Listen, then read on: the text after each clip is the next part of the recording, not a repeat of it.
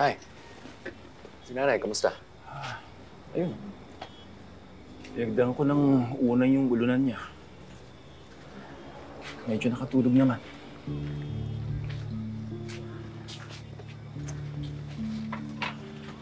Alam mo, Lex, nag-aalala talaga ako sa sitwasyon ng nanay mo. Tumitindi yung panginginig ng kamay niya. Tapos nahihirapan na siya tumayo mag-isa. Yung doktor na pinuntahan naman namin, walang malinaw na maisagot. Halin na lang natin siya sa ibang ospital. Kaya pa ba natin?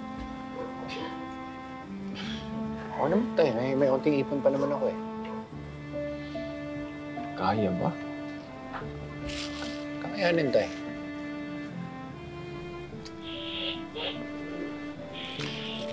Kamusta nga pala yung pag-a-apply mo ng trabaho? May tumawag na ba? Sumasagot eh. Pero marami naman ako yung pinag-applyan.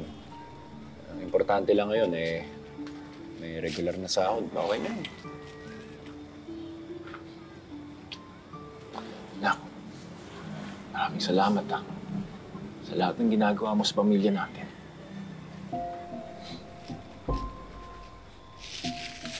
Soft drinks ka muna tayo. Drama mo eh.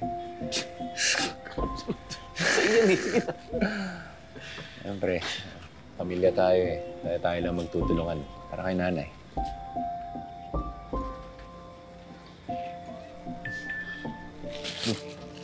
Ito na hinihintay kong text.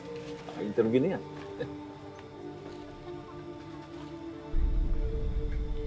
Si Aling Virna. Nalala mo yung kapitbahay natin sa Oriente natin.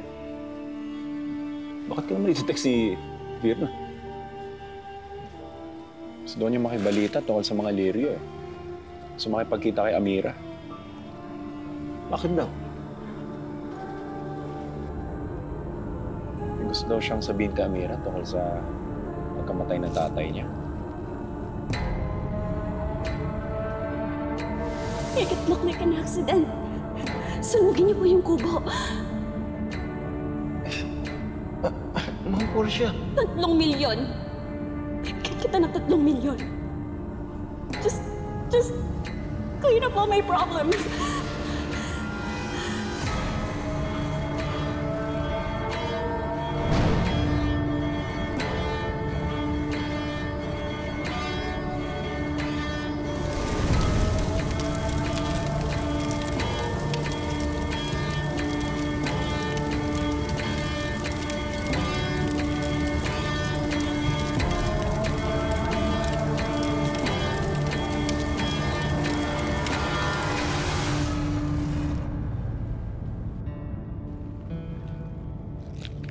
Tawagan ko lang si Amira tayo.